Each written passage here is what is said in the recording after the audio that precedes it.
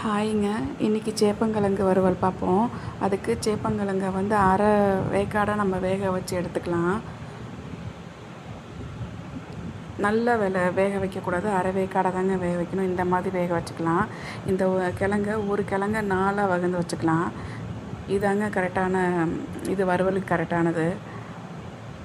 கொஞ்சம் பிசுபிசுப்பாக இருக்கும். அதை அப்படியே வச்சுக்கோங்க. அடுத்து வந்து நம்ம இதுக்கு தேவையான பொருளை பார்ப்போம். 1½ ஸ்பூன் கடலை மாவு, 1½ ஸ்பூன் பச்சரிசி மாவு, 1½ ஸ்பூன் வந்து காரத்துக்கு மிளகா பொடி. நீங்கள் இன்னும் தேவைன்னா கூட போட்டுக்கலாம். அதுக்கு தேவையான உப்பு, அரை ஸ்பூன் மஞ்சத்தூள், அப்புறம் வந்து நம்ம பெருங்காயத்தூள் கொஞ்சம் சேர்த்துக்கலாம். இது நம்ம தண்ணி விடாமல் நம்ம அந்த கிழங்கோடே பிசைஞ்சுக்கணுங்க. ஏன்னா அதில் கொஞ்சம் பிசுபிசுத்தனம் இருக்குல்ல, அதோடு நம்ம இது வந்து நல்லா பிசைஞ்சிக்கலாம்.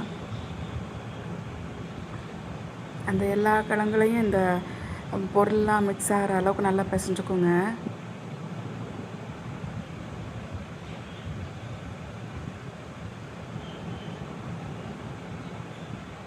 இந்த அளவுக்கு நம்ம பிசைஞ்சு வச்சுக்கணுங்க.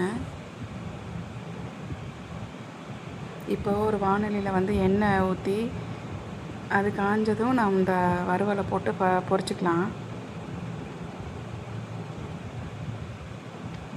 இதை அப்படியே அள்ளி போடும்போது கொஞ்சம் மேலே தெரிக்கிற மாதிரி இருக்கும். கொஞ்சம் தள்ளி நின்று போடுங்க.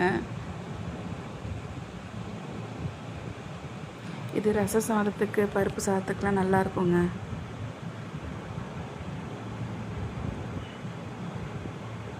பொன்னிறமாக வர வரைக்கும் நம்ம வந்து பொரிச்சுக்குவோம்.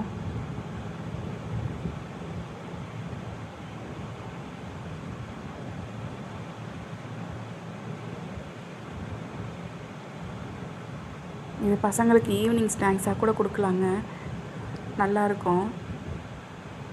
இது ஒரு டைம் ட்ரை பண்ணி எப்படி இருக்குன்னு சொல்லுங்கள். சேப்பங்கிழங்கு வறுவல் ரெடி ஆயிடுச்சுங்க.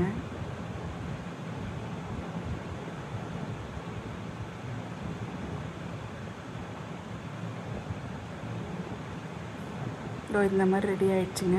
தேங்க்யூ ஃபார் வாட்சிங்.